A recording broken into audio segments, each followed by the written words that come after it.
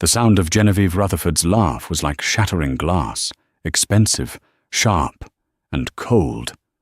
It cut across the polite murmur of the Metropolitan Charity Gala, freezing Elara Vance in place. "My goodness!" the Rutherford matriarch sneered, her diamonds catching the light.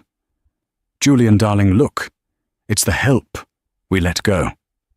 Elara stood alone in a simple, elegant navy dress she'd bought on consignment.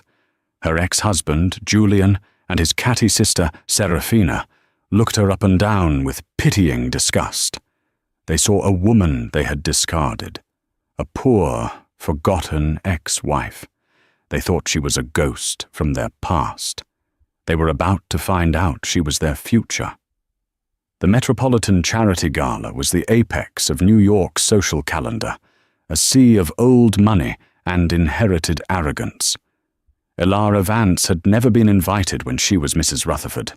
Genevieve had made it clear that Elara, with her community college education and unfortunate background, was not suitable for public display.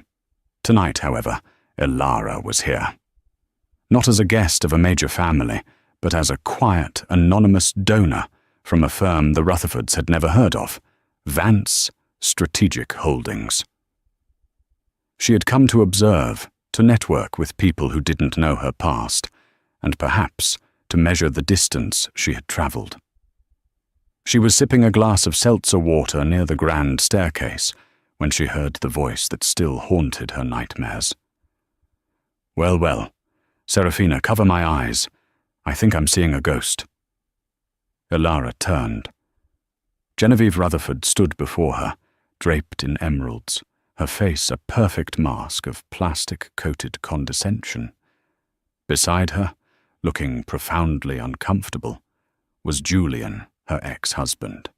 He was taller than she remembered, or perhaps she had just been shorter when she was with him. On his arm was his new fiancée, Chloe Davenport, a brittle blonde with eyes that calculated everything, and hovering nearby was Serafina, Julian's younger sister, who existed purely to echo her mother's opinions. "Elara," Julian managed, his voice a low mumble. He wouldn't meet her eyes. "It's Vance," Elara said, her voice quiet but firm. "It has been for 5 years." Serafina tittered, a sound like a small, nervous bird. "Oh, we know. We just assumed you'd be somewhere else. Like Queens. No offense to Queens. I see you're still wearing navy." Chloe, the fiancée, chimed in, her gaze flicking over Elara's simple dress. "It's very safe." Elara's dress was, in fact, a vintage Halston. It was worth more than Chloe's trendy, logo-plastered monstrosity. But it didn't scream money. It whispered class, a language the Rutherfords had forgotten in their quest for status. "And you're still wearing Julian," Elara replied, a small, cold smile touching her lips. "Also very safe." Chloe's face tightened. Julian flushed crimson, but it was Genevieve who stepped forward, her smile vanishing.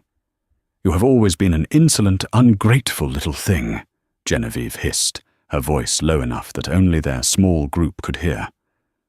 "Julian gave you a taste of this world." She gestured to the ballroom, the orchestra, the cascades of champagne, "and you had the audacity to think you belonged in it. We did you a favor, Elara. We cut you loose. You should have had the good grace to disappear." "Disappear?" Elara repeated. "You mean after you had your lawyers strip me of everything I helped build? After you advised Julian to offer me a settlement that wouldn't even cover a security deposit?" "You got what you deserved," Serafina snapped, finally finding her courage. "You were nothing but a gold digger. Now you're just digger." Julian remained silent. That was what always broke Elara's heart. Not the insults, but his silence, his utter, spineless failure to defend her, then or now. "I must go," Elara said, placing her empty glass on a passing tray. It was illuminating, seeing you all again. Do try to find the service exit, dear, Genevieve called after her, the final poisoned dart. It's more your style. Ilara didn't look back. She walked out the grand entrance, her back straight, her heels clicking on the marble. The cold night air hit her face, but it was nothing compared to the ice in her veins. They still saw her as the 22-year-old girl they'd found working in the Rutherford & Sons mailroom, the girl Julian had ruined by marrying against his mother's wishes, the girl they had systematically broken, humiliated, and finally discarded. What they didn't know was that the woman who had just walked away wasn't that girl. That girl was long gone. This woman was Ilara Vance, CEO of Vance Strategic Holdings, a private equity firm that specialized in hostile acquisitions of legacy brands. And she had just closed her initial position on her next target.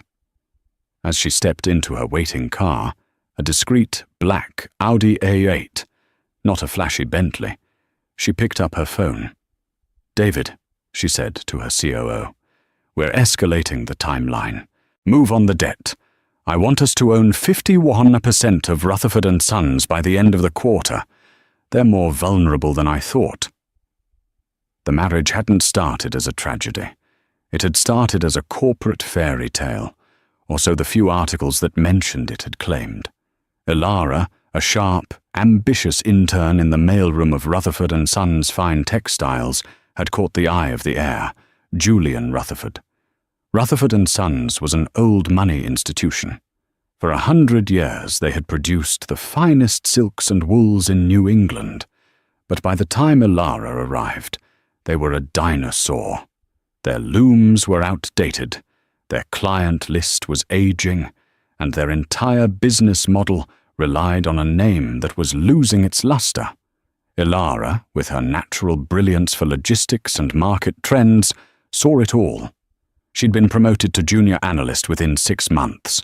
She wrote a 40-page proposal on modernizing the company, move into sustainable fabrics, build a direct-to-consumer e-commerce platform, and license the Rutherford name to younger, fresher designers.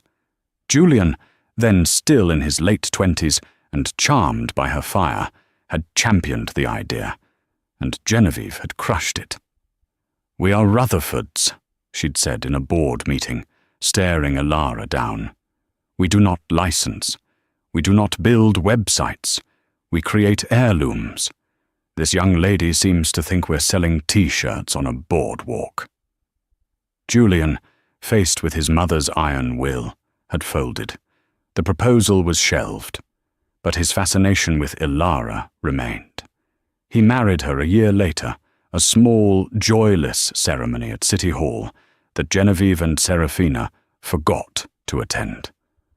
The marriage was a slow-motion prison. Ilara was given the title of Mrs. Rutherford, but was treated like a high-level servant. She wasn't allowed to work at the company. It's unseemly, darling. Her ideas were stolen by Serafina and presented, poorly, as her own. She was mocked at family dinners for her grammar, her clothes, her parents. Julian, consumed by his desire for his mother's approval, grew distant. He was weak, and he hated Ilara for seeing it. The divorce, when it finally came after 3 years, was an execution. Genevieve's lawyers from the white shoe firm of Cravath, Swain and Moore painted Ilara as a conniving opportunist.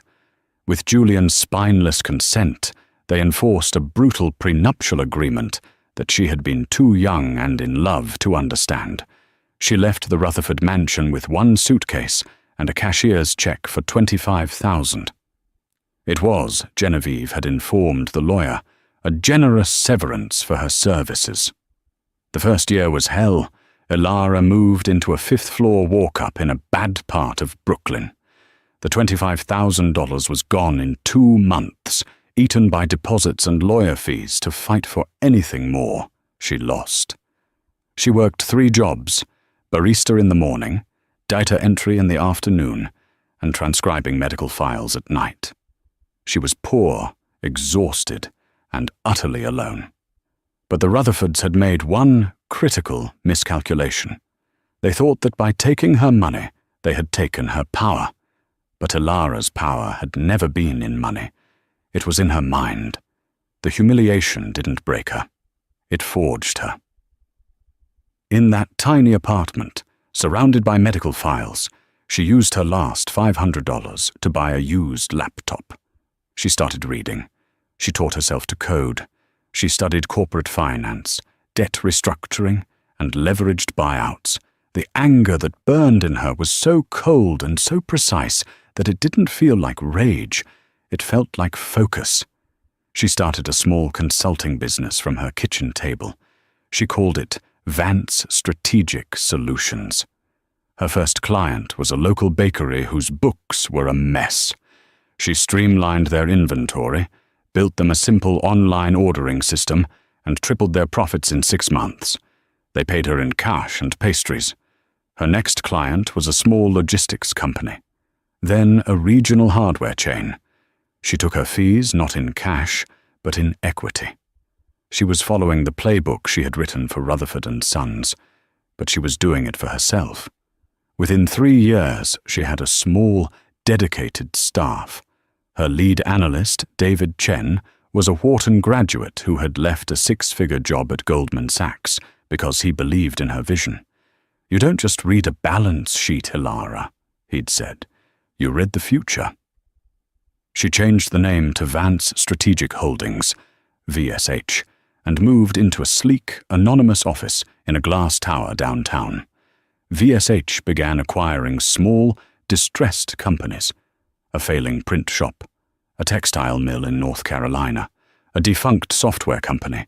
She never appeared in the press. She let David be the public face. She lived modestly, drove a simple car, and poured every cent back into VSH. The Rutherfords, with their galas and gossip columns, had forgotten her name. They had no idea that while they were floating on their old leaky ship, Ilara Vance was building a submarine. And now, 5 years after the divorce, her submarine was surfacing right beneath them. The executive wing of Rutherford and Sons Fine Textiles smelled of old wood, lemon polish, and failure. It's just catastrophic," Julian Rutherford said, his head in his hands. He was staring at the third-quarter projections. They weren't just bad. They were an extinction-level event. "Nonsense," Genevieve said, though her voice was tight. She was examining a swatch of new fabric, a hideous damask pattern she had insisted on. "We just need to push the legacy collection. People will pay for quality." "Mother, no one is buying the legacy collection," Julian exploded, a rare show of spine. "Our last order was for a hotel in Dubai, and they cancelled it. They said our patterns were depressing, and our lead times were a joke. They went with a synthetic silk supplier from China." "China," Genevieve scoffed. "Tasteless. Tasteless and profitable," Julian shot back. "We haven't turned a profit in 36 months. The loans from JP Morgan Chase are coming due. The bank is refusing to extend our credit line. We're going to miss payroll." The words hung in the air like poison. Missing payroll wasn't just a financial problem, it was a social one. It was an admission of defeat. "This is her fault," Serafina said suddenly from the corner, where she was scrolling through Instagram. "Ilara, this is all her fault." Julian and Genevieve stared at her. "What are you talking about?" Julian asked. She put a curse on us," Serafina said, her eyes wide. "Ever since we saw her at the gala, she was always witchy." "Don't be a moron, Serafina," Julian snapped. "This has nothing to do with Ilara. This has to do with us ignoring reality for 10 years. He looked pointedly at his mother, who stiffened. "I will not be spoken to that way, Julian. We are Rutherfords. We will find a way. I will call Arthur Williamson at the bank. He and your father used to play golf." Arthur Williamson retired 5 years ago, Mother. The person in charge of our account is a 28-year-old VP who thinks Rutherford and Sons sounds like a funeral home. The intercom buzzed. Mr. Rutherford, his assistant's voice quavered. A Mr. David Chen and a legal team are here to see you. They say it's urgent. I don't have time for this, Genevieve said, standing up. I'm going to lunch. Sit down, Mother, Julian said, his voice flat. Send them in. David Chen, COO of Vance Strategic Holdings, walked in. He was young, impeccably dressed, and radiated an aura of polite, lethal competence. He was followed by 3 lawyers who looked like they ate contracts for breakfast. Mr. Rutherford, Mrs. Rutherford, Ms. Rutherford, David said, nodding to each.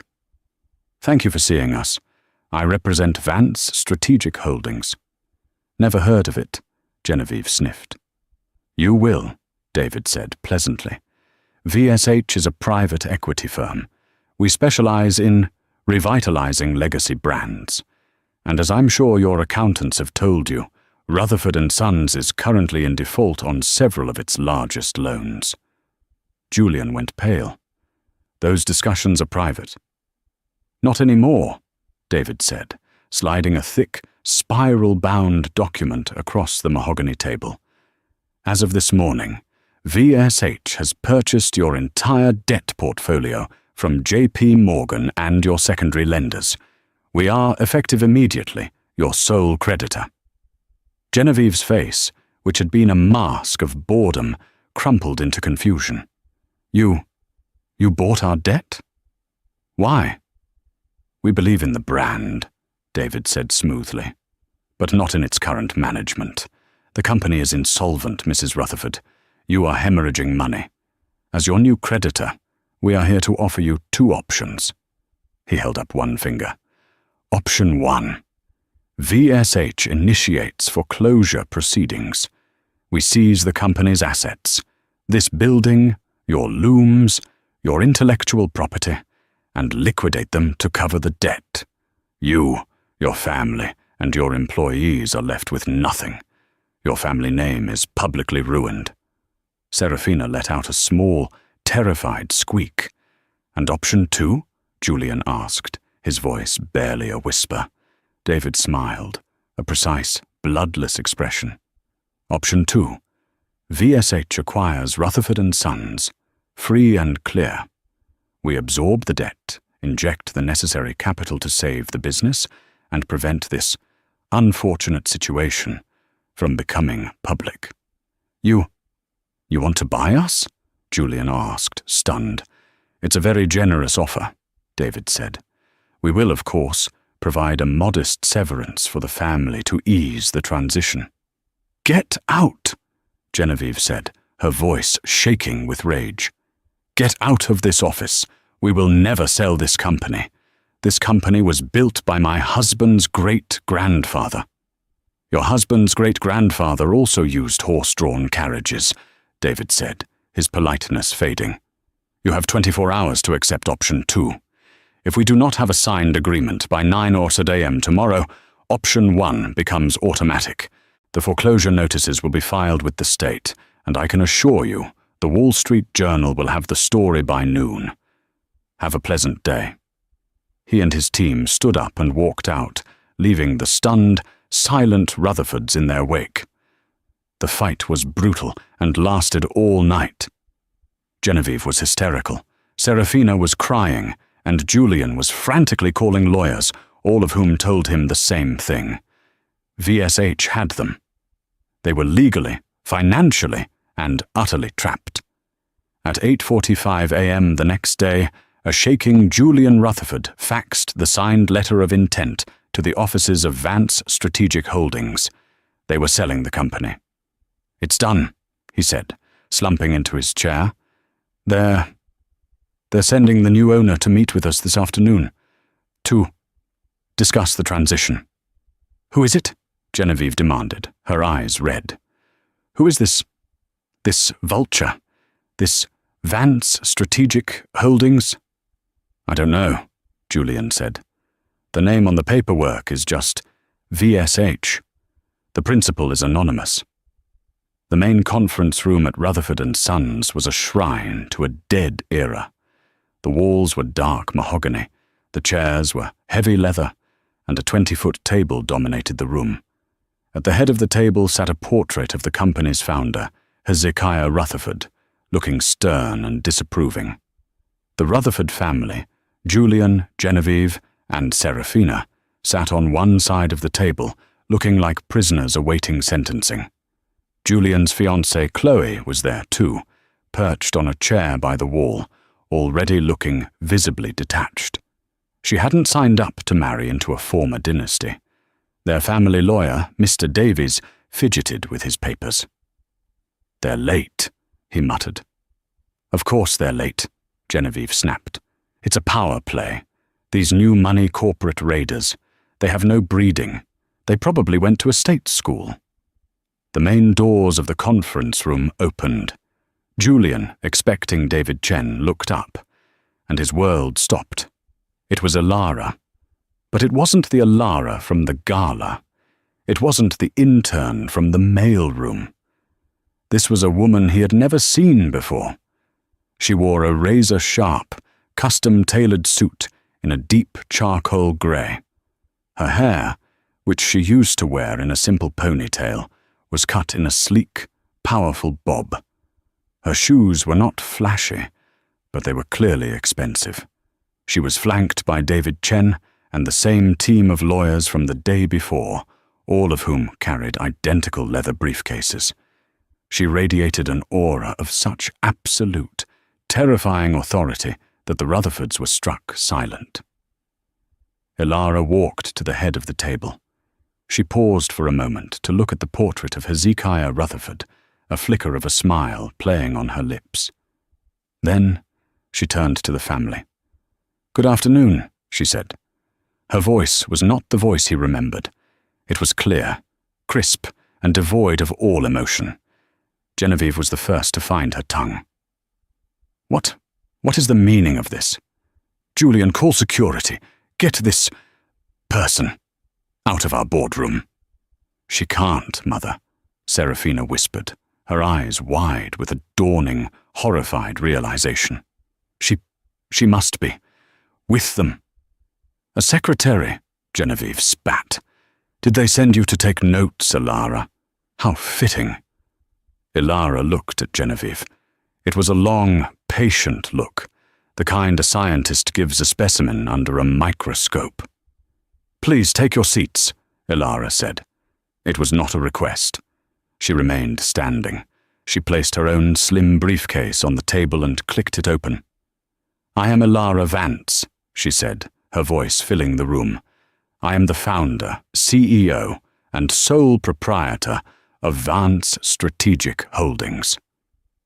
The silence in the room was so complete that the ticking of the grandfather clock in the hall sounded like a hammer blow. Seraphina's jaw dropped open. Julian made a small, choking sound. Chloe, in the back, sat bolt upright. Genevieve Rutherford just stared, her face a mask of complete, utter disbelief. That's not possible. That's a lie. You're nobody." "I was," Alara agreed, her voice dangerously calm. "You made sure of that. But you have a terrible habit, Genevieve, of underestimating people you consider nobody. It's a fatal flaw." She turned to her lawyer. "Mr. Harris." "The papers." The lawyer stepped forward and placed a thick stack of documents in the center of the table. "As of 9:00 a.m. this morning," Mr. Harris announced, "Vance Strategic Holdings completed its acquisition of 100% of the assets, properties, and intellectual property of Rutherford and Sons. The final transfer of ownership is complete. This company," he nodded to Alara, "now belongs to Ms. Vance." Julian finally looked at her, really looked at her, and all he could see was the ghost of the 24-year-old analyst who had handed him a 40-page proposal, the proposal that would have saved them, the proposal he had let his mother laugh out of the room. "Elara," he whispered. "Why?" Elara turned her full attention to Julian. The air in the room was thick and toxic, filled with the family's disbelief and her own long-simmering ice. "Why?" she repeated, a small, humorless laugh escaping her.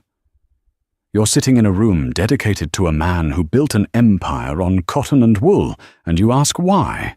Because this is what intelligent people do, Julian. We build things. We acquire things. You just inherit them. And you, it turns out, are a very poor steward of your inheritance." "This is revenge," Genevieve hissed, her face purple. "This is a pathetic, petty—" "Do not interrupt me, Genevieve." Elara's voice didn't get louder. It got colder. It was the sound of a vault door closing. Genevieve, for the first time in her life, was stunned into silence. "You speak of revenge," Elara continued, walking slowly along the side of the table. "You think I spent 5 years of my life, built a billion-dollar company, and executed a flawless, multi-year acquisition strategy for you?" She laughed again. "That's the vanity of the Rutherfords. You think the world revolves around you. You think I revolve around you. You were incidental." She stopped in front of Serafina. You were a line item, an inefficiency. You've been drawing a 6-figure salary as Director of Marketing for 5 years. Your only marketing initiative was redesigning the company logo, a project that cost $500,000 and resulted in this. She tapped a letterhead on the table, the logo a garish, unreadable gold scrawl. "It looks like a dying bird." Serafina burst into tears. "I'm telling Daddy." "Arthur Rutherford has no power here," Elara said flatly, referring to their passive, golf-obsessed father. "He signed over his voting shares to Genevieve in 1998. I checked." She moved to Genevieve. You were a liability. You personally blocked the e-commerce transition I proposed in 2017, a move that, by our projections, has cost this company an estimated $80 million in lost revenue. You vetoed the Sustainable Fabrics Initiative. You insisted on pouring money into outdated looms. You, Genevieve, are the single greatest financial disaster to ever happen to this family. You, bitch! Genevieve shrieked, lunging across the table. David Chen and one of the lawyers stepped in front of Elara without flinching. Genevieve recoiled as if she'd hit a brick wall. "You're done," Elara said. "All of you. This is no longer your company. This is no longer your boardroom. And as of this moment, you are all terminated. Effective immediately." "Terminated!" Julian yelped, finally finding his voice. "This is our name. You can't fire us from our own name." "Oh, Julian," Elara said, and for the first time, a trace of pity entered her voice. "I'm not just firing you, I'm dissolving you." "What does that mean?" he asked, dread creeping into his voice. "It means Rutherford & Sons is finished. It's a dead brand, toxic and outdated. I have no use for it. As of 9:08 a.m. tomorrow, this entity will cease to exist. Its viable assets, the mills, the suppliers I've already acquired, the remaining staff, will be folded into a new subsidiary of VSH. What's it called?" Julian whispered. Elara smiled. "The Vance Textile Group." It was the final, perfect cut. She wasn't just taking their company. She was taking their name. She was erasing them. Genevieve made a sound like she was being strangled. Serafina was sobbing hysterically into her hands. And then a new voice cut through. "Well," Chloe Davenport said, standing up from her chair by the wall. She smoothed her skirt and picked up her $10,000 handbag. "This has been just fascinating." All eyes turned to her.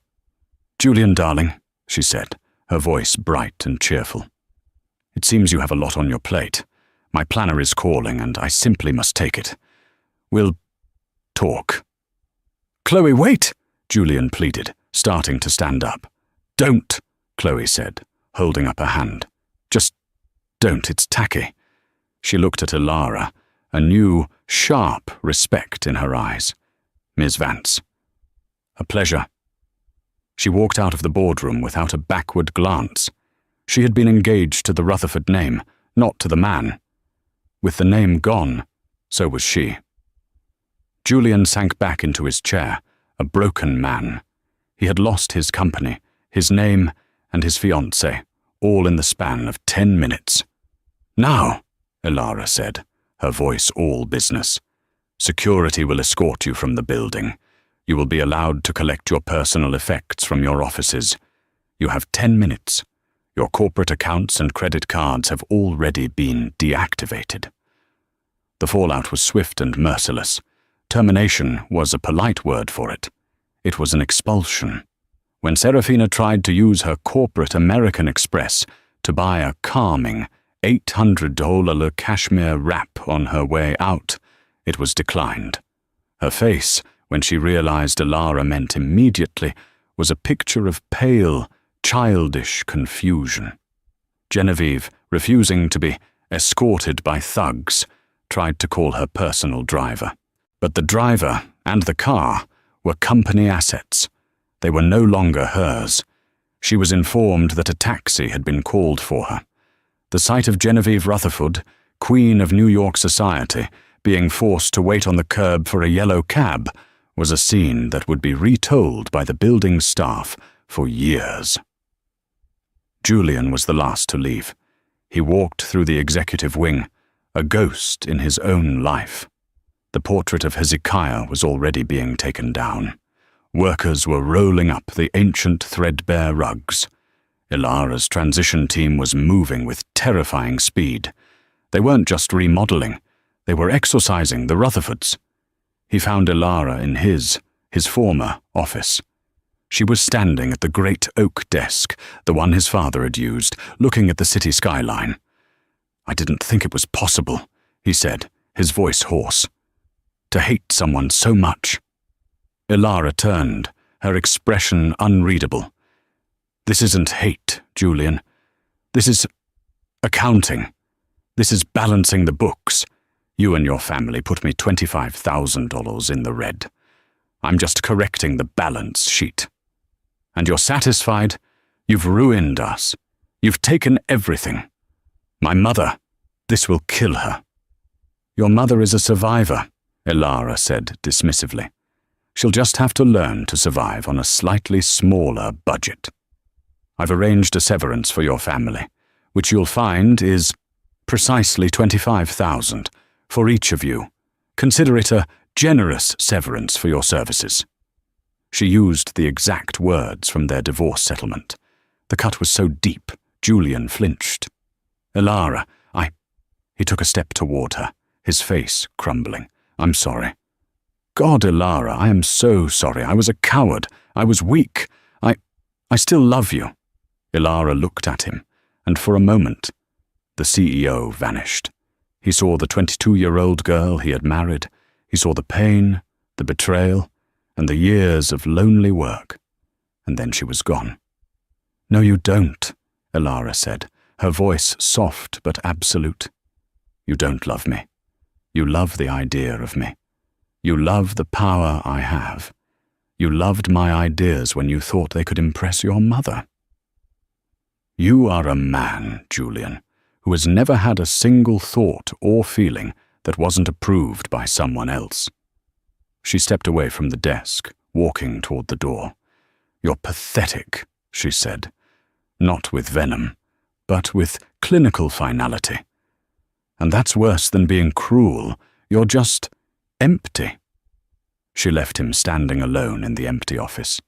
He sank into the chair behind the desk, put his head in his hands, and for the first time since he was a small boy, he wept. The Rutherford name vanished from the society pages. They sold their mansion in a fire sale to cover the crushing personal debts they had accumulated. Genevieve and Serafina moved into a small, rented condo in Florida, where their names meant nothing. They were just two more bitter old women complaining about the humidity. The new money socialites and old money matriarchs who had once flocked to Genevieve's parties now pretended not to know her. In their world, there was no greater sin than becoming poor. The 6 months that followed were not just a transition. They were a conquest. The name Rutherford and Sons was relegated to the dusty archives of corporate history, a footnote in textbooks about legacy brand failure. In its place, the Vance Textile Group, VTG, exploded into the market. The old building, a tomb of dark mahogany and dying traditions, had been reborn. Ilara had flooded the space with light. Walls were torn down, replaced with vast panes of glass. The oppressive silence of the old executive wing was gone, replaced by the energetic, collaborative hum of a company that was actually creating something. The air, which once smelled of lemon polish and old paper, now smelled of fresh brewed high-end coffee, whiteboard markers, and the faint, clean scent of the new fabric prototypes. Ilara's original 40-page proposal, once dismissed by Genevieve as a child's fantasy, was now the company's operating Bible. The e-commerce platform launched in 30 days and broke its first-year sales target in 8 weeks, but the true genius was the Vance Sustainable line. Ilara hadn't just modernized, she had innovated. She had used VSH Capital to acquire 2 small, brilliant biotech firms. The Vance Textile Group wasn't just making silk, it was creating a new, proprietary V-Silk, a bio-engineered fiber with the luster of silk, the strength of spiderweb, and a production process that was 100% carbon neutral. High-fashion houses, from Paris to Milan, were in a bidding war for exclusive rights. Ilara Vance was no longer an anonymous shark. She was the new face of American industry. The validation of this came on a Tuesday morning. David Chen walked into her office, the vast corner office that had once been Julian's, without knocking. He was holding a magazine, as if it were a religious text. "It's here," he said, his voice reverent. On the cover of Forbes was a full-page, striking photograph of Ilara. She was not smiling. She was looking directly into the camera, her expression one of absolute, calm, unshakable authority. The headline in bold white letters read, "The Phoenix, from the mailroom to a billion-dollar throne. Ilara Vance didn't just get revenge. She got it all." Ilara took the magazine from him. She traced the letters of her name. She felt nothing. No, not nothing. She felt a quiet, cold satisfaction. It was the feeling of a complex equation finally being solved. "They're calling you the Phoenix," David said, smiling. "A bit dramatic, but I like it." "A phoenix burns," Ilara said, setting the magazine on her desk. "I didn't burn. I was forged. There's a difference."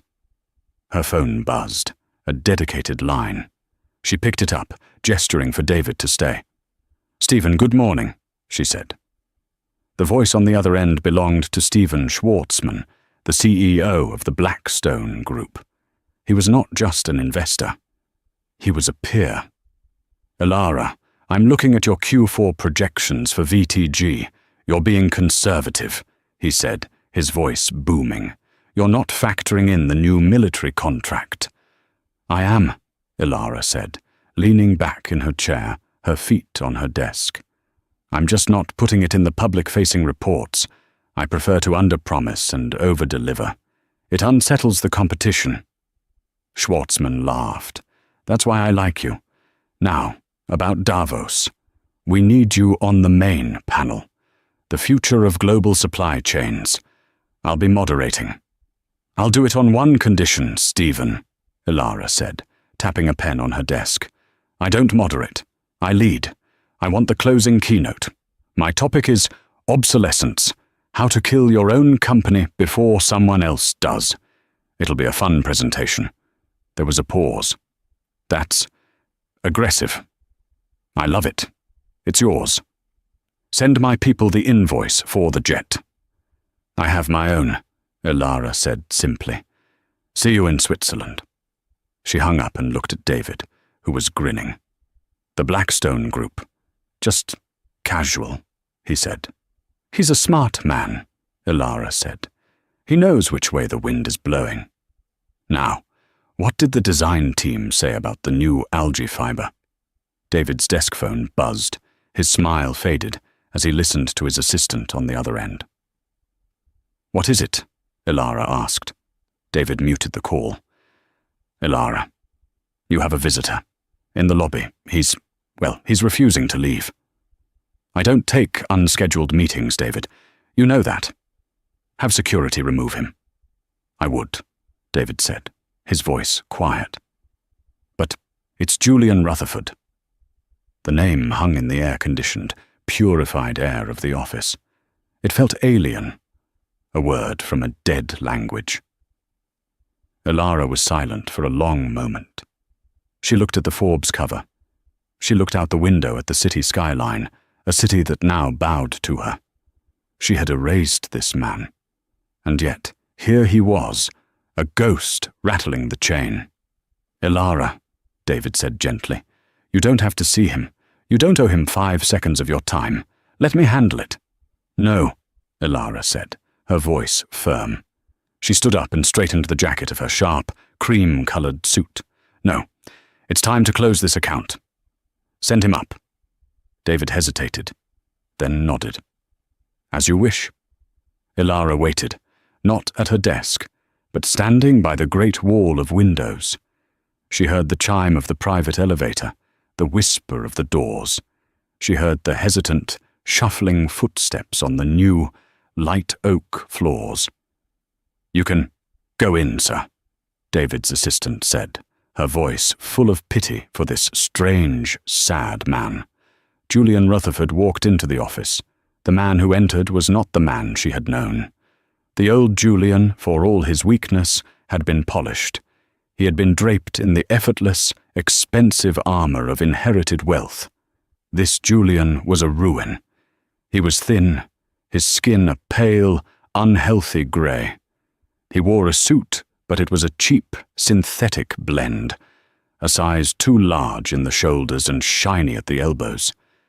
It was the suit of a man trying and failing to look professional. His shoes were scuffed. His hair was thinning.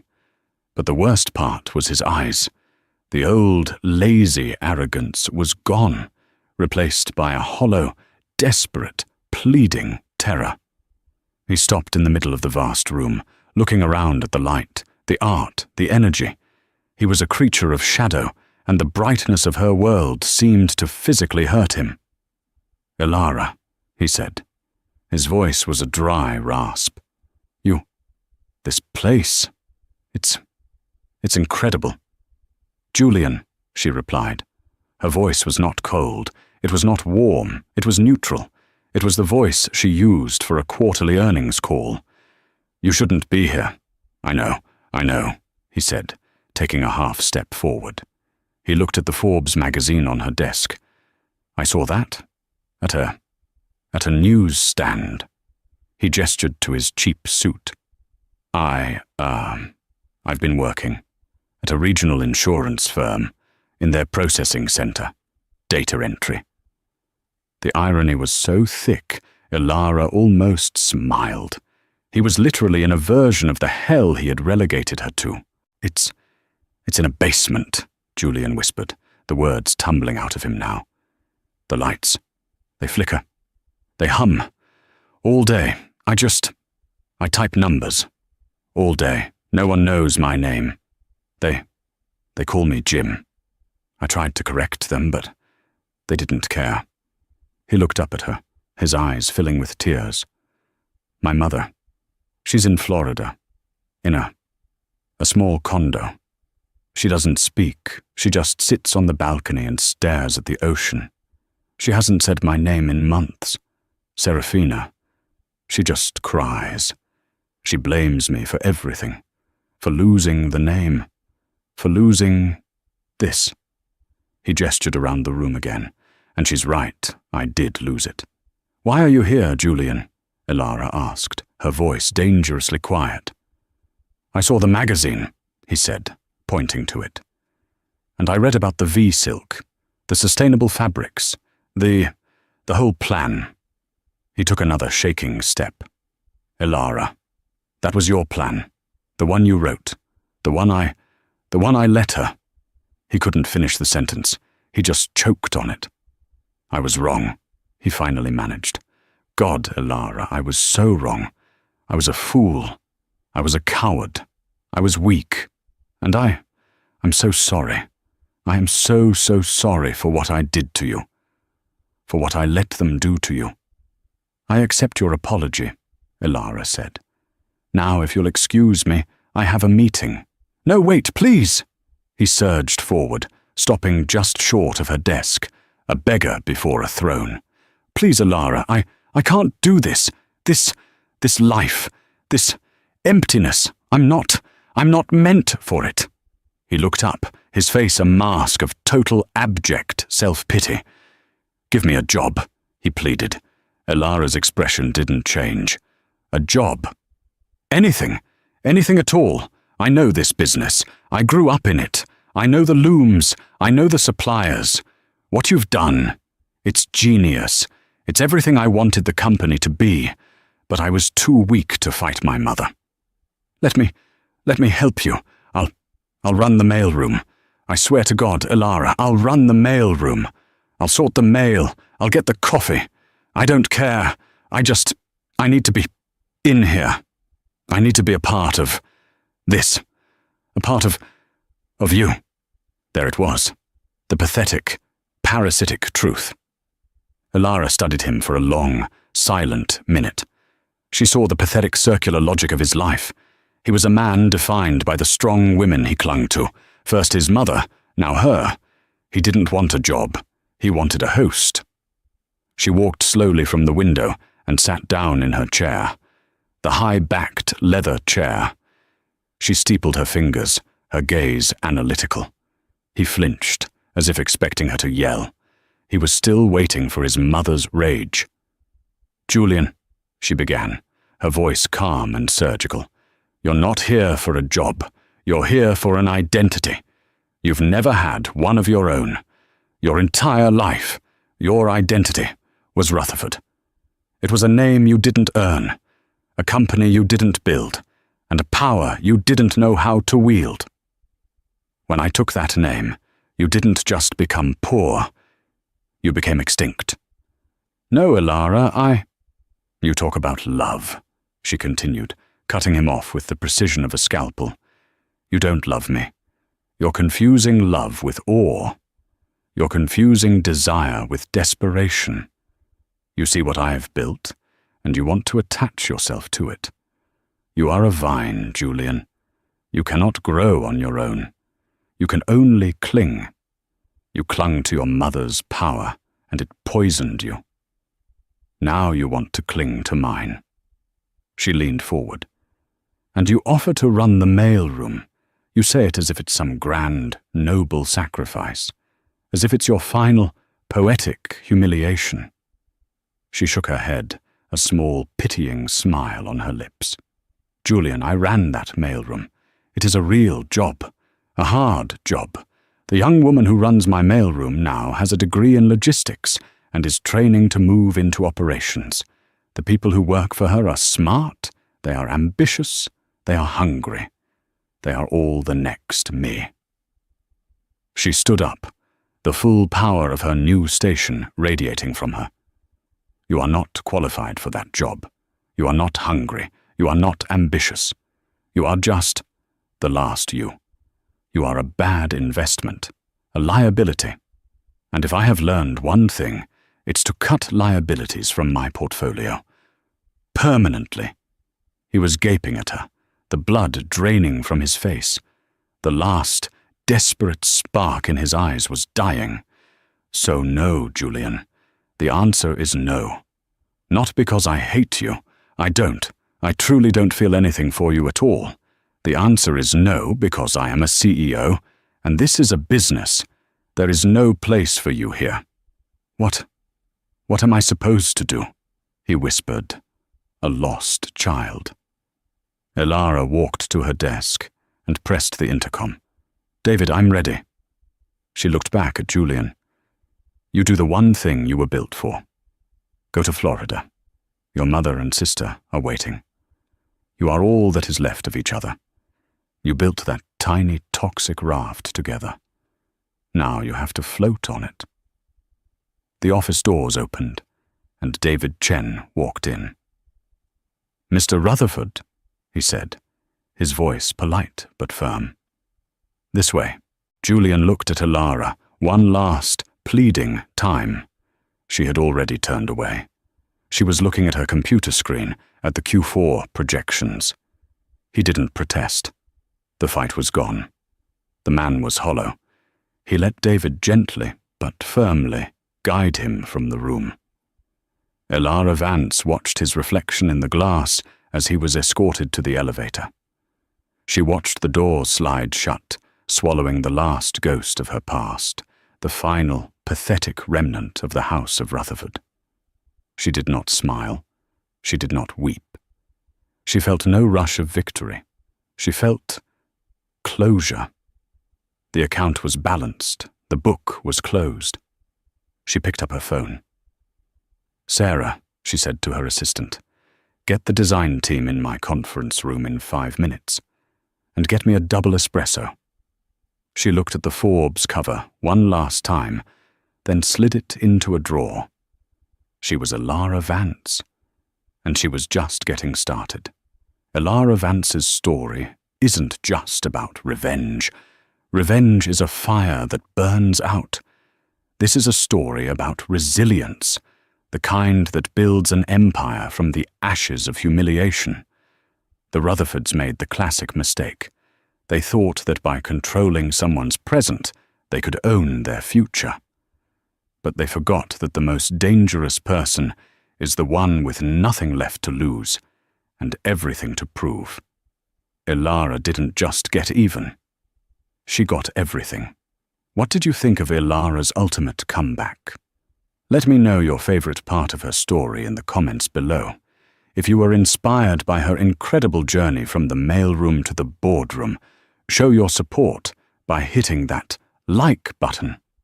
Share this video with anyone who needs a reminder that the best revenge is massive, undeniable success. And of course, if you want more true life stories of drama, karma, and ultimate justice, make sure you subscribe to our channel and ring that notification bell. You won't want to miss what's coming next. They whispered that she was a shadow, dull, plain, and utterly forgettable, a beige background character in the vibrant movie of high society. When Ethan Cole discarded his wife, Luna, like an out-of-season coat, he didn't just break her heart, he mocked her very existence. He replaced her with a woman who shone like a diamond, convinced he had finally upgraded to the life he deserved. But Ethan forgot one crucial rule of the elite. True power doesn't always roar. Sometimes it waits patiently in the dark. Tonight, at the city's most exclusive gala, the man who thought he knew everything is about to learn that his plain ex-wife isn't just a survivor. She is the empire he's been trying to impress all along. And she hasn't come for revenge. She's come for justice. The ink on the divorce papers was arguably the darkest thing in the room. It sat there, wet and final, a stark contrast to the aggressive beige and sterile chrome that defined the penthouse apartment Ethan Cole had so carefully curated. It was a space designed to impress, not to comfort. A showroom of success devoid of warmth, much like the marriage that was currently dissolving on the imported mahogany coffee table. Luna Vance sat on the edge of the designer sofa, her hands folded tightly in her lap to stop them from trembling. She wore a charcoal cardigan that was 2 sizes too big, swallowing her slender frame, and a long, nondescript skirt that brushed her ankles. Her hair was pulled back in a severe, practical bun, with loose strands framing a face devoid of makeup. To the outside observer, and certainly to her husband, she looked like a smudge on a pristine canvas, an error to be corrected. "It's not just about us falling out of love, Luna," Ethan said, standing by the floor-to-ceiling window. He didn't look at her. He was watching the London skyline, checking his reflection in the glass to ensure his tie was perfectly dimpled and his silhouette looked imposing against the city lights. "It's about trajectory, alignment." Luna remained silent. Her silence had always been her armor, a fortress she retreated into when the world became too loud, though Ethan mistook it for vacancy. She watched him, really looked at him, the sharp jawline she used to kiss, the ambitious eyes that once looked at her with affection, now cold and calculating. He turned, flashing that practiced, shark-like smile that had charmed venture capitalists and socialites alike. It was a smile that didn't reach his eyes.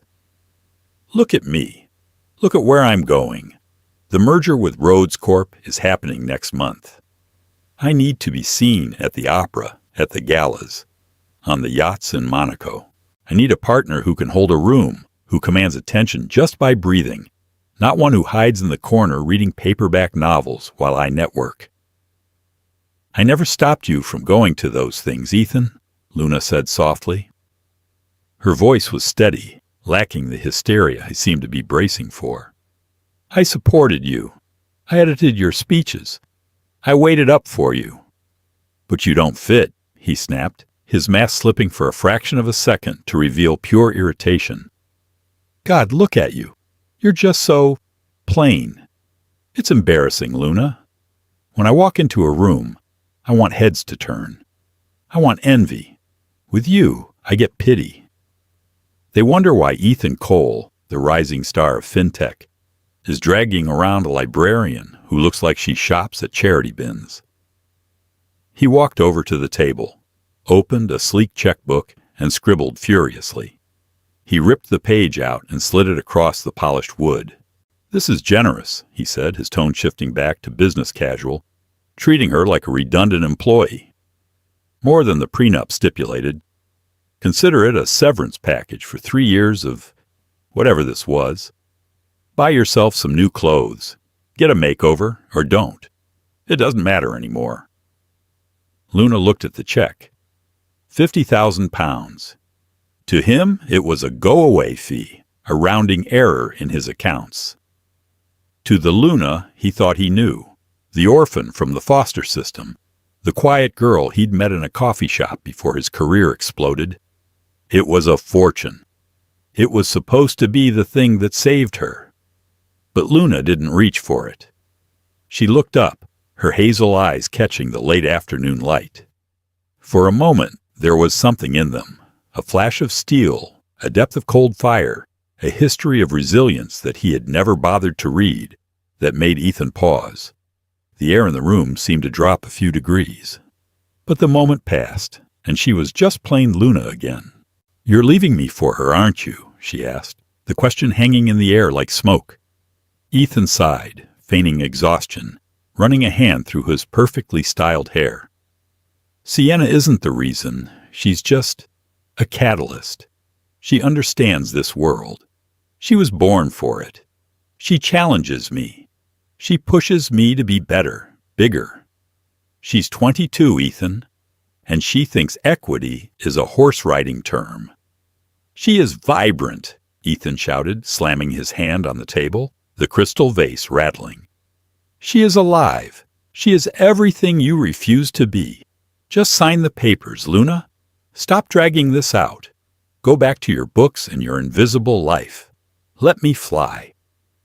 Luna picked up the pen. She didn't tremble. She didn't cry. She signed her name, Luna Vance, with a precise, elegant hand, the loops of her signature looking almost regal.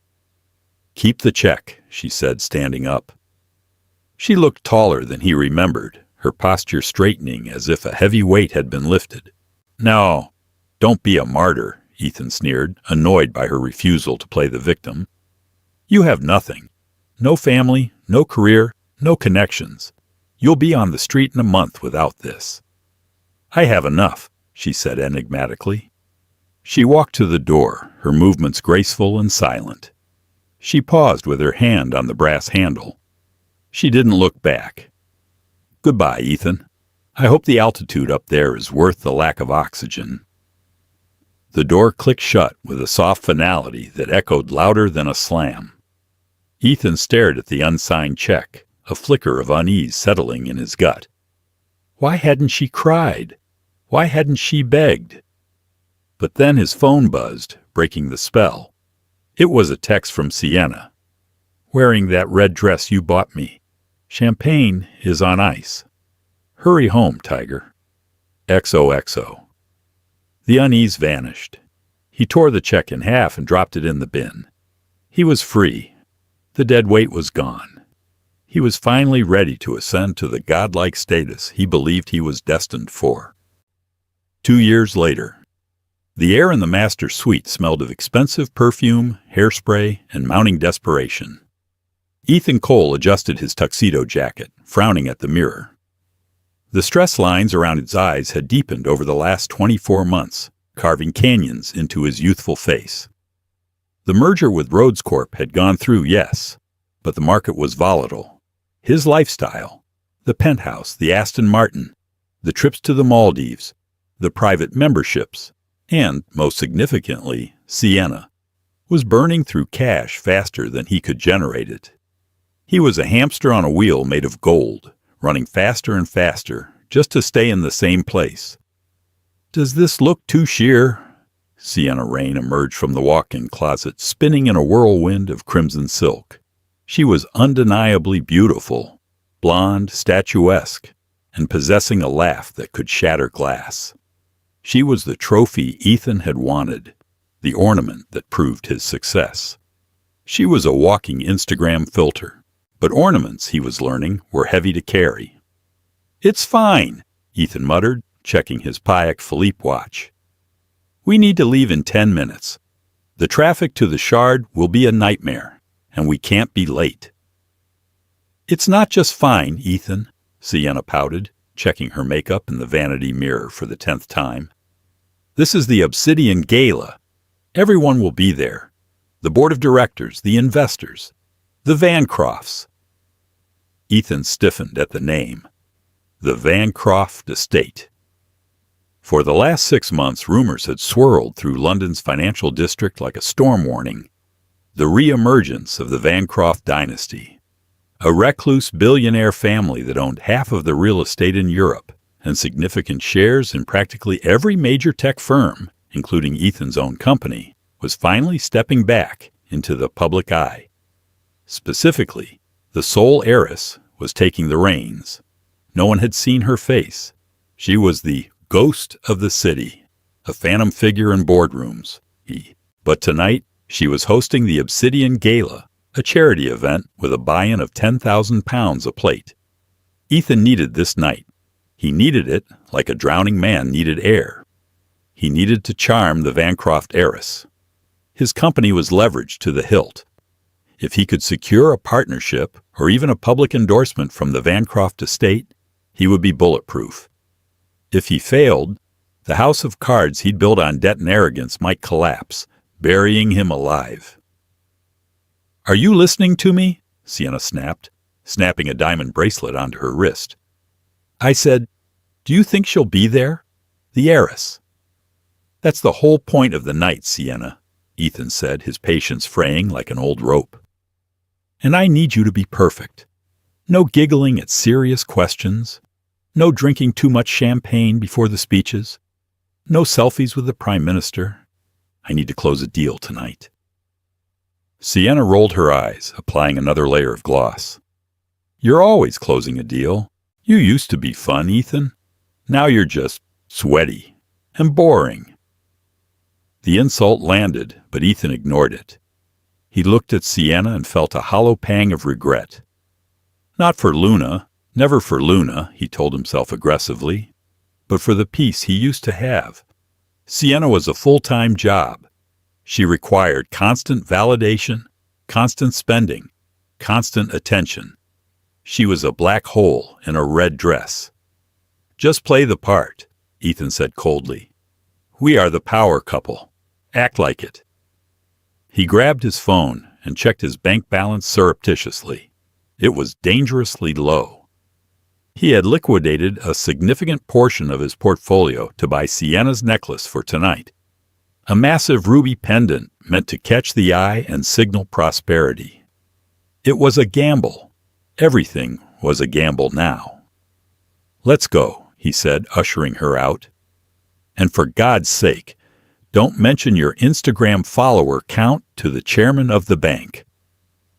As the elevator descended, Ethan smoothed his lapels, taking deep, calming breaths. He convinced himself he was ready. He was Ethan Cole. He had shed the dead weight of his past. He was a king entering his court. He had no idea that the guillotine had already been sharpened. The basket was waiting, and the executioner was waiting at the top of the stairs. The ballroom at the Shard was a galaxy of artificial stars. Crystal chandeliers the size of small cars hung from the ceiling, casting a prismatic glow over the cream of London society. The view of the Thames below was breathtaking, but no one was looking out the windows. The real view was inside. The air buzzed with the hum of string quartets and the murmur of deals being struck over caviar and truffle-infused canapes.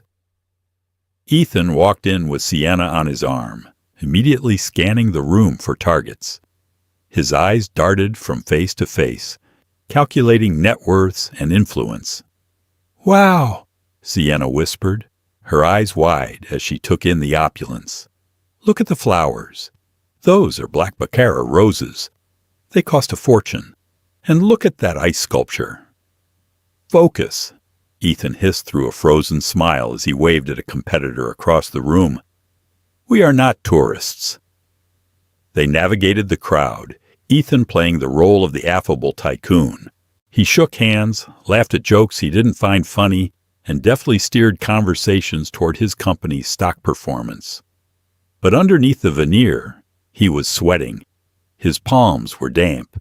He felt like an imposter in a room of old money. The whispers began almost immediately.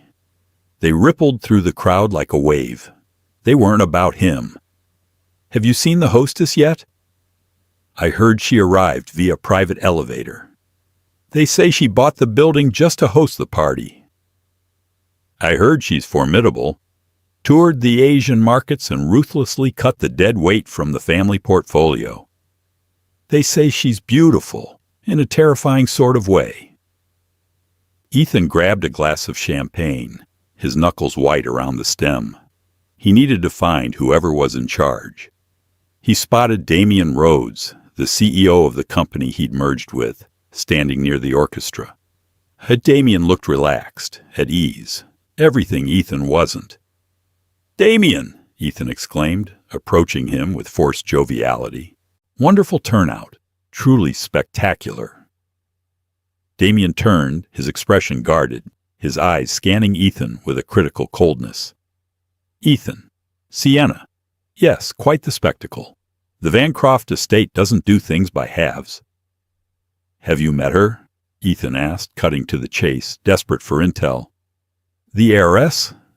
Damian took a sip of his drink, eyeing Ethan with a strange mixture of pity and amusement. "I have. Briefly. She's impressive. Very sharp. She knows everything about everyone in this room, Ethan, including you." Ethan preened, straightening his tie.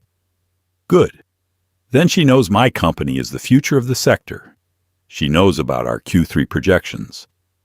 "She knows your financials, Ethan," Damian said quietly, leaning in. "She knows about the liquidity issues. She knows about the bridge loan." Ethan's stomach dropped. "That's confidential. That's temporary. A market correction." "If you say so," Damian said, turning away, clearly disengaging from a sinking ship. "She's making her entrance in 5 minutes. Main staircase. I'd advise you to be respectful. She doesn't suffer fools, and she has a long memory." Ethan pulled Sienna toward the front of the crowd gathering at the base of the grand staircase. He needed to be seen. He needed to be first in line. He needed to make an impression. "My feet hurt," Sienna whined, shifting her weight. "Can we sit down? I need a drink." "Shut up," Ethan snapped, his eyes fixed on the top of the stairs. The lights in the ballroom dimmed, silencing the 1,000 guests. A hush fell over the room, heavy with anticipation. A single spotlight illuminated the top of the velvet-carpeted staircase. The music swelled, a dramatic, haunting cello piece that resonated in everyone's chest. "Ladies and gentlemen," the announcer's voice boomed, echoing off the high ceilings. "Please welcome your hostess, the chairwoman of the Vancroft Foundation, Ms. Luna Vancroft." Ethan frowned. Luna? Common name. A coincidence, just a cruel coincidence. And then she stepped into the light. The air left Ethan's lungs as if he'd been punched in the gut. The world tilted on its axis. The woman at the top of the stairs was wearing a gown of midnight blue velvet that hugged a silhouette he didn't recognize. Curved, strong, regal. It flowed around her like liquid night. Diamonds glittered at her throat, real ones, vintage stones worth more than Ethan's entire existence. Her hair, once pulled back in messy buns, cascaded in sleek, dark waves around her shoulders. Her face was made up to perfection, highlighting high cheekbones and eyes that burned with intelligence and power. But it was the face. It was a face he had looked at across a breakfast table for 3 years. A face he had called plain. A face he had laughed at. A face he had discarded. It was Luna. Ethan blinked, sure he was hallucinating. He looked at Sienna, who was staring up with open-mouthed jealousy. He looked back at the woman. She began to descend the stairs. She didn't walk. She glided. Every step was a declaration of power. She wasn't looking at the crowd. She was scanning it. She was the queen, and they were her subjects. And then her eyes locked onto his. There was no warmth, no fear, no lingering affection. There was only the cold, hard assessment of a predator spotting wounded prey. A small, imperceptible smile touched her lips. Not a smile of joy, but the smile of a judge delivering a verdict. "No," Ethan whispered, the glass slipping from his numb fingers and shattering on the floor. The sound was swallowed by the music, but the visual was stark. "It's impossible." "What?" Sienna asked, looking at the broken glass. "Ethan, what's wrong? You're pale." "That's my wife," he choked out, the words tasting like ash. Sienna looked at him, then up at the billionaire heiress descending the stairs like a goddess of vengeance. "That," Sienna whispered, horrifying realization dawning on her, "is the plain librarian?" Luna reached the bottom of the stairs. The crowd parted for her like the Red Sea. She walked straight toward them, the heavy velvet of her dress whispering against the floor. She stopped 3 feet away, close enough for Ethan to smell her scent. No longer the smell of old books and vanilla, but something expensive, complex, and dangerous. Oud and crushed roses. The room was silent. Everyone was watching. Luna tilted her head, her eyes boring into Ethan's soul, stripping him bare. "Hello, Ethan," she said, her voice smooth, dark chocolate wrapped in razor wire. "I believe you have my table, and I believe—" She glanced at Sienna, then back to him. "Wah! You're sitting in my seat." The silence that descended upon table 1, the most coveted spot in the room, was not peaceful. It was the suffocating vacuum before an explosion. Ethan stood frozen, the shattered flutes of champagne at his feet reflecting the fractured reality he was now living in. He felt naked, exposed under the glare of the chandeliers. Ethan started, his voice cracking. He cleared his throat, desperate to regain the composure that had been his trademark. "Luna, you look different. You look incredible." "And you look exactly the same, Ethan," Luna replied, her gaze sweeping over him with clinical indifference, noting the sweat on his brow, the fear in his eyes. Still chasing the brightest light in the room, terrified of the dark, still confusing price tags with value. "Now, if you'll excuse me." She didn't wait for him to move. She gestured to a security guard who gently but firmly guided a stunned Sienna out of the chair at the head of the table. "Hey," Sienna protested, her face flushing a deep, humiliated crimson. "That's my seat. My name card is right there. Do you know who I am?" "Actually," Luna said, picking up the card embossed with Ms. Sienna Rain, "this was placed here as a courtesy to my ex-husband's +1. But since the hostess has arrived, seating arrangements have been optimized." She dropped the card into a waiter's passing tray as if it were a used napkin. Then she sat. She didn't just sit. She occupied the space with the gravity of a monarch reclaiming a throne. She adjusted her napkin, utterly unbothered by the scene she had just caused. Ethan was left standing. The eyes of London's elite, bankers, dukes, tech moguls, were glued to him. He could feel their judgment like a physical weight. He had discarded a Vancroft for a nobody. It was the worst business decision in the history of the city, and everyone knew it. He could practically hear the stock of his reputation plummeting in real time. "Ethan!" Damian Rhodes hissed, appearing at his elbow, grabbing him tight. "There's an empty spot at table 14, near the kitchen. Take it before you make more of a scene. You are embarrassing yourself."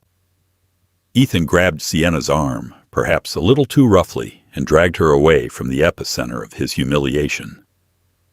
As they walked the long, shameful path to the back of the room, past the smirk of competitors and the whispers of socialites, he felt like he was walking to the gallows. Did he know? He couldn't have. Look at his face. He looks like he's seen a ghost. Imagine divorcing the Vancroft fortune for that. He traded a diamond for a piece of glass. They sat at table 14, wedged between a deaf retired colonel and a nervous intern who spilled water on the tablecloth. The view of the head table was obscured by a massive floral arrangement, but Ethan could see Luna clearly. She was laughing, a sound he hadn't heard in years, with the French ambassador. She looked radiant. She looked free. "Why didn't you tell me?" Sienna hissed, stabbing her fork into her salad as if it were Ethan's heart.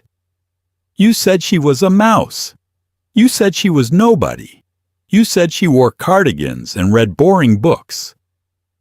"I didn't know," Ethan snapped, keeping his voice low but venomous.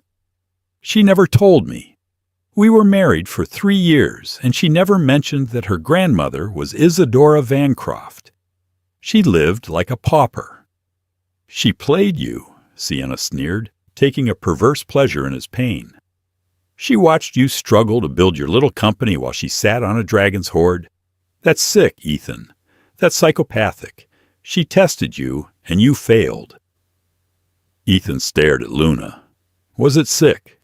Or was it a test he had spectacularly failed? He remembered the nights he'd come home exhausted, complaining about cash flow, about investors. Luna would listen, make him tea, and rub his shoulders. She had offered to help with the books once, and he had laughed at her. "Stick to your novels, Lou. Finance is for the big boys." God, she could have bought his company with her pocket change. She could have bought him. He watched as Luna stood up to give the keynote speech. The room fell silent instantly. "For years," Luna began, her voice amplified and crystal clear, commanding the cavernous room effortlessly. "The Vancroft estate is operated in the shadows. My grandmother believed that wealth should be quiet, that influence should be subtle. But silence allows weeds to grow." Her eyes flicked briefly, devastatingly, toward the back of the room, toward table 14. "It allows arrogance to mistake itself for competence. It allows mediocrity to masquerade as excellence. Tonight, we step into the light, and we will be evaluating our partnerships very aggressively. Ethan felt the blood drain from his face. The merger. The loans. Everything relied on the goodwill of the market. And the market just found a new queen. She wasn't just back. She was cleaning house. 2 hours later, the gala was winding down, but the air was still electric with gossip. Ethan had spent the evening trying to corner investors, but they scattered like roaches whenever he approached. He was radioactive. No one wanted to be seen talking to the man who divorced Luna Vancroft. He found Luna on the terrace. It was a private area guarded by security, but the head of security recognized Ethan and with a pitying look let him pass. Luna was standing by the railing, looking out over the Thames. The wind whipped her dark hair around her face, making her look wild and untamed, the opposite of the domestic creature he had divorced. She held a glass of red wine, looking like a deity contemplating the destruction of a city. "Why?" Ethan asked. His voice was raw. He didn't have the energy for charm anymore. "Just tell me why." Luna didn't turn around. "You'll have to be more specific, Ethan. Why am I rich? Why am I here? Or why didn't I tell you?" "Why didn't you tell me?" he demanded, walking closer. "We were married. We shared a bed. We shared a life. You let me worry about mortgage payments when you could have bought the whole damn block. Did you get off on it? Watching me sweat? Was I just entertainment for you?" Luna finally turned. Her expression was unreadable, her eyes dark pools reflecting the city lights. "I didn't tell you because I wanted to be sure," she said softly. "I grew up surrounded by people who wanted things from me. My name, my money, my influence. Everyone wanted a piece of Vancroft. When I met you in that coffee shop, you didn't know who I was. You liked me. You laughed at my jokes. You liked my mind. Or so I thought." "I did like you," Ethan insisted, stepping closer. "I loved you. We were happy in the beginning. You loved the idea of having someone safe," Luna corrected, her voice hardening. "Someone who wouldn't challenge you. Someone plain, who would look at you like you were the sun. But the moment you got a taste of real success, you didn't want a partner. You wanted a prop. And I wasn't shiny enough. I wasn't an accessory you could wear on your arm to impress the board. I was building a future for us. I did it all for us. No, Ethan, you were building a shrine to yourself. And you sacrificed me on the altar of your ego." She took a step closer, the scent of oud and roses enveloping him, intoxicating and terrifying. "If I had told you about the money, you never would have left. You would have stayed, and you would have bled me dry. You would have used my inheritance to fund your vanity projects, your cars, your mistresses. You would have cheated on me in secret instead of leaving me in the open. I saved myself the indignity of being your bank account." Ethan flinched. The truth of her words struck him like a physical blow. He knew, deep down, she was right. If he had known she was a Vancroft, he would have treated her like royalty, not out of love, but out of greed. "I can fix this," Ethan said, his voice dropping to a desperate whisper. He reached for her hand, his eyes pleading. "Luna, look at us. We have history. I made a mistake. A massive, terrible mistake. But I'm still the man you married. Let me prove it. Let's start over. You and me. Think of what we could do together now. We could rule this city." Luna looked at his hand, then up at his face. For a second, Ethan saw a flicker of the old Luna, the softness, the vulnerability. Hope flared in his chest. Then she laughed. It was a cold, dry sound. "Oh, Ethan, you really don't get it. You think this is a negotiation. You think I'm still the girl waiting for you to come home and validate her existence. You think you can charm your way out of an execution." She pulled her hand away as if he were contagious. "I didn't come here to win you back," she said, her voice dropping to a terrifying calm. "I came here to show you exactly what you threw away. You called me plain. You called me a smudge. Well, Ethan, I hope you enjoy the view from the gutter, because I'm about to buy the pavement you're standing on. Is that a threat? Ethan bristled, his fear turning to anger. No, Luna said, turning back to the skyline. It's a forecast. It's going to rain, Ethan, and you don't have an umbrella. The hangover the next morning wasn't from alcohol. It was from the adrenaline crash of total social collapse. Ethan sat in his office, the silence of the room deafening. Usually, by 9:08 a.m., his phone would be buzzing with calls from suppliers, partners, and his PR team. Today, it was silent, the silence of a tomb, except for one notification, a news alert on his tablet. Vancroft Estate announces audit of fintech sector. Weeding out the weak, says ARS. Ethan clicked the link with trembling fingers. There was a photo of Luna from last night, looking regal and terrifying. The article detailed her plan to reevaluate the Vancroft holdings in the tech sector, specifically targeting companies with inflated valuations and unstable leadership. It was a declaration of war. His intercom buzzed. Mr. Cole? It was his secretary, Sarah. Her voice sounded shaky, on the verge of tears. Mr. Rhodes is on line 1. He sounds upset. Ethan picked up the phone. Damien, listen about last night. Shut up, Ethan, Damien cut him off. There was no warmth in his voice anymore. I just got off the phone with the Vancroft legal team. They're calling in the bridge loan. They can't do that. Ethan stood up, knocking his chair over. That loan has a 5-year maturity. We have terms. Read the fine print, you idiot. There's a clause about reputational risk to the lender. Apparently, your public meltdown last night qualifies. They want the $10 million back. By Friday. I don't have $10 million liquid, Ethan shouted, pacing the room. You know that. We put it all into the expansion. It's tied up in assets. Then you're insolvent, Damien said coldly. And since our merger was contingent on your solvency, the deal is off. My lawyers will be sending over the termination papers within the hour. Damien, please, you can't do this. We're friends. We played golf last week. We were associates, Ethan, and right now, you're toxic. Luna Vancroft has blacklisted you. If I stick with you, she comes after me next. Goodbye. The line went dead. Ethan stared at the receiver. In the span of 12 hours, he had gone from a rising star to a pariah. The office door opened. He expected Sarah, but it was Sienna.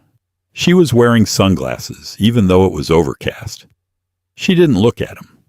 She walked straight to the bar cart in the corner and poured herself a vodka tonic, downing half of it in one gulp. We need to talk, she said. Not now, Sienna, Ethan rubbed his temples.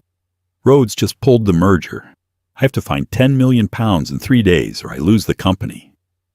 Yeah, about that. Sienna took a sip, grimacing. I'm moving out. Ethan looked up, blinking. What? I'm moving out, she repeated, turning to face him. She took off her sunglasses to reveal eyes that were puffy from crying, or perhaps from calculating. This isn't what I signed up for, Ethan. The humiliation last night? People were laughing at me. I lost 3,000 followers overnight. I was the one they were laughing at, Ethan yelled. I'm the one losing everything. My company, my reputation. Exactly, Sienna shrugged. You're losing, and I don't do losers. I stuck with you because you were going places. Now, you're going to bankruptcy court. I can't have that attached to my brand. Your brand? Ethan let out a hysterical laugh. You're an influencer with 50,000 followers. I paid for your followers. I paid for your apartment. I paid for the nose job you lied about having. And now the checks are going to bounce, Sienna said, grabbing her purse. I've already called a mover. Don't worry, I'm only taking the things you bought me. Which is, well, everything. The clothes, the jewelry, the bags. You're leaving me now? Ethan walked around the desk, his hands shaking. When I'm down, I left my wife for you, Sienna. And she turned out to be a billionaire, Sienna said, opening the door. She looked back at him, her expression not one of malice, but of simple, brutal pragmatism. You bet on the wrong horse, Ethan. Don't be mad at me for knowing when to leave the race. She slammed the door. Ethan stood in the center of his glass-walled office, the empire he had built on image and arrogance crumbling around him. He looked out the window at the London skyline. Somewhere out there, in a boardroom likely made of real mahogany rather than veneer, Luna was sitting. She hadn't just divorced him. She hadn't just humiliated him. She was erasing him. He grabbed a paperweight, a heavy chrome sphere he'd bought to look important, and hurled it at the window. It bounced off the reinforced glass with a pathetic thud and rolled under the sofa. He sank to the floor, pulling his knees to his chest. For the first time in years, he thought about the small, cozy apartment he and Luna had shared when they were first married. The smell of her cheap vanilla candles, the way she used to hum when she read, the safety. He had traded a diamond for a rhinestone because the rhinestone sparkled more under the cheap lights of the club. And now he was left with nothing but dust. The end of Ethan Cole's empire didn't happen with a bang, but with the quiet, rhythmic clicking of a keyboard in a sterile legal office. It had been 1 week since the Obsidian Gala. In that time, Ethan had lost his financing, his merger partner, and his mistress. Now, he was sitting across from a team of liquidators, watching them dissect his life into recoverable assets. The penthouse is already listed, the lead attorney, a dry man named Mr. Henderson, who smelled of stale coffee, said without looking up. The Aston Martin has been repossessed by the leasing agency. We are currently evaluating the office furniture. It's a Herman Miller chair, Ethan said, his voice hollow. It cost £2,000. We'll be lucky to get $400 for it at auction, Henderson replied, scribbling on a notepad. The market is flooded with distressed office assets right now. Everyone is downsizing. Ethan slumped in his seat. He wore a suit that hadn't been dry cleaned in days. The sharp, polished tycoon of last week was gone. In his place sat a man who looked like he was shrinking inside his own clothes. His stubble was graying, his eyes bloodshot. There must be something else, Ethan pleaded. My intellectual property? The algorithm? The client list? Worthless without the capital to operate it, Henderson said. The client list has evaporated. However, there is one offer for the complete acquisition of Cole FinTech's remaining assets. Ethan perked up. An offer? From whom? How much? Henderson slid a single sheet of paper across the desk. The offer is for £1. It covers your outstanding debts to the creditors, preventing you from filing for personal bankruptcy. You walk away with nothing, but your name remains legally solvent. £1? Ethan choked out. Who is the buyer? A holding company called Veritas LLC. Ethan stared at the name. Veritas. Truth. He knew exactly who was behind it. It wasn't just a business acquisition. It was a message. She was buying his life's work for the price of a chocolate bar. Not because she wanted it, but because she could. She was clearing the board. She was taking the last thing he had. Take it, Ethan whispered, signing the paper. The stroke of the pen felt heavy, final. As he walked out of the office and onto the gray London street, his phone buzzed. It wasn't a business call. It was a notification from a tabloid app. Exclusive. The Rise and Fall of Ethan Cole by Sienna Rain. Ethan froze. He opened the article. There, in vivid, sensational detail, was everything. Sienna had sold him out. She described his vanity, his obsession with status, his mockery of his plain ex-wife. She painted herself as a naive victim of his manipulation and him as a sociopathic climber who discarded people like tissues. She included screenshots of his texts. He stood on the street corner, people bustling past him, Some glanced at him, a flicker of recognition in their eyes, followed by a sneer. He wasn't just broke. He was a national joke.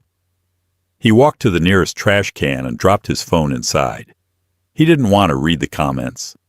He turned up his collar against the drizzle and began the long walk to the only place he had left. A small, damp studio apartment in Zone 4 that he had rented under his mother's maiden name. The climb to the top had taken him 10 years. The fall had taken 10 days. The Vancroft Estate Library was a cathedral of silence. Floor-to-ceiling shelves held centuries of knowledge, and a fire crackled in the oversized hearth. It was the kind of room Ethan would have killed to own, a room that smelled of history and power. Luna sat in a leather armchair, a cup of tea cooling on the side table. In her lap was the acquisition contract for Cole Fintech. Price, Weinzors. She should have felt triumphant. This was the moment the Count of Monte Cristo lived for. She had crushed the man who broke her. She had stripped him of his pride, his wealth, and his status. She had won. But as she stared at the signature, Ethan Cole, shaky and uneven, she didn't feel joy. She felt tired. "Is it done?" Luna looked up. Her grandmother's old lawyer, Arthur, stood in the doorway. He was the only one who had known about her marriage, the only one who had warned her against keeping her identity a secret. "It's done," Luna said quietly. He signed. "He's out." "And the ex-mistress?" "Paid for her story," Luna said, a hint of distaste in her voice. "Sienna Rain is currently trending on Twitter. She thinks she's won, but she's just exposed herself as a mercenary. Society will eat her alive in 6 months. She'll be a footnote in a cautionary tale." Arthur walked over and sat opposite her. "You don't look like a victor, Luna." "I thought I would feel lighter," she admitted. "I thought watching him lose everything would validate me. It would prove that I was the prize he missed. But looking at this," she tapped the paper, "it just looks like tragedy. He was so desperate to be someone, Arthur. And I fed that desperation. I hid who I was because I wanted to be loved for me. But in doing so, I let him believe he was better than me. I set the trap. He walked into it willingly," Arthur reminded her gently. "He chose cruelty. He chose betrayal. You didn't force him to leave you. You didn't force him to humiliate you." "I know," Luna sighed, standing up and walking to the window.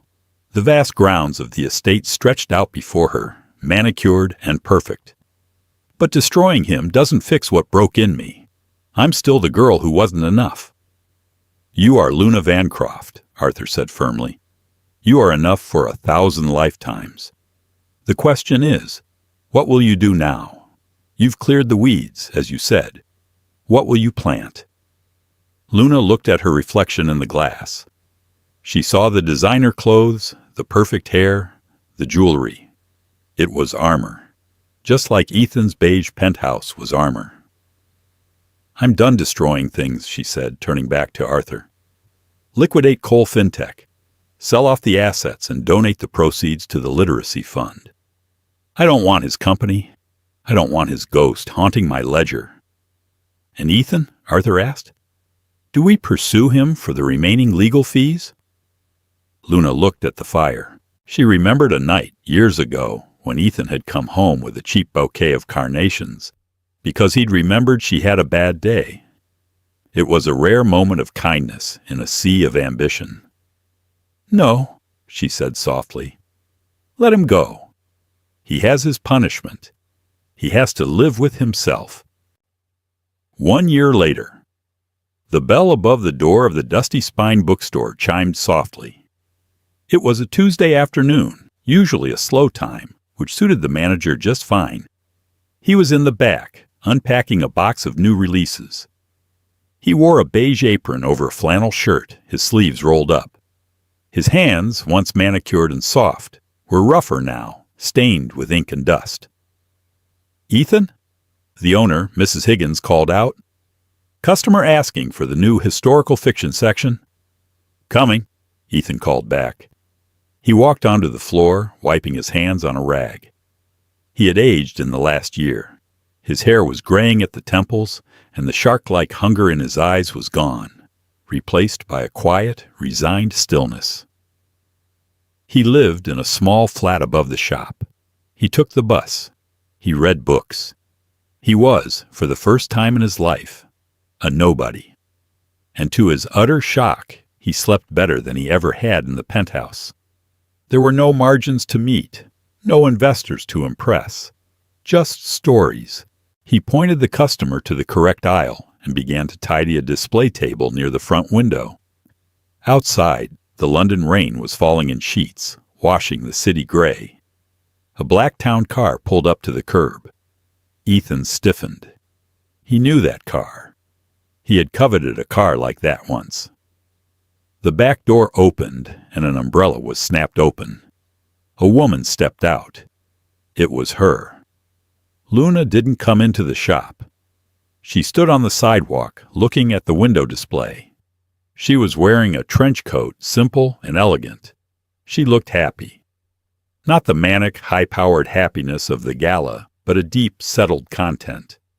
She was looking at the book in the window, a debut novel titled The Glass Ceiling, written by an anonymous author. Ethan held his breath. He was standing just behind the glass. If she looked up, she would see him. He wanted to run. He wanted to hide in the back room.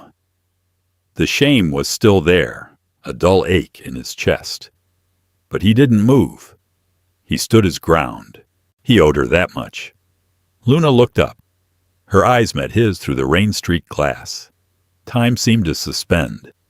Ethan waited for the look of triumph, the sneer, the pity. He waited for her to point and laugh, to come in and buy the store just to fire him. But she didn't. Her expression was soft. There was no anger left. She looked at him, really looked at him, and gave a barely perceptible nod. It wasn't forgiveness exactly. It was acknowledgement. I see you. You survived. I survived. Then she turned and got back into the car. The engine purred, and the vehicle slipped away into the traffic, disappearing into the gray city. Ethan let out a breath he didn't know he was holding. He looked down at the book in his hands. It was a classic he had refused to read when they were married, calling it boring sentimental trash. He opened it to the first page. "Ethan?" Mrs. Higgins asked from the counter. "You okay, love? You look like you've seen a ghost." Ethan looked out at the empty street where the heiress had been. He smiled, a small, genuine smile that didn't reach his eyes but settled comfortably in his heart. "No, Mrs. Higgins," he said quietly. "Not a ghost, just an old acquaintance." He closed the book and placed it gently on the shelf. "I'm going to take my break now," he said. "I think I'm going to read for a while." He walked to the back of the shop, the smell of old paper and vanilla candles surrounding him. It wasn't a billion-dollar empire. It wasn't a penthouse in the sky. It was small and plain and quiet. But for the first time in his life, it was enough. The story of Ethan and Luna isn't just about money or revenge. It's a mirror held up to the lies we tell ourselves about worth. Ethan chased a reflection of power, destroying the only real thing he had, only to find that the gold he sought was just painted lead. Luna, forced to reclaim her voice, learned that true power isn't about how loudly you roar, but how firmly you stand in your own truth. In the end, they both found exactly what they deserved. Luna found her crown, and Ethan found his humanity. Sometimes, you have to lose the whole world to find your own soul. What a journey! If this story hit you right in the feels, make sure to hit that like button. It really helps the channel grow. What do you think? Did Ethan deserve a second chance, or did he get off too easy? Let me know in the comments below. I read every single one.